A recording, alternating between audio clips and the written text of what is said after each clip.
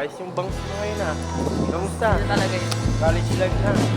Ang dami nilang sinasabi, malapit na nga akong mabingi sa mga napupunan nila. Nakakasawa din pala. Sabi nila na di tayo magtatagal, kesyo ganito, kesyo ganyan, sa una lang daw tayo masaya. Aha, haha, wala tayo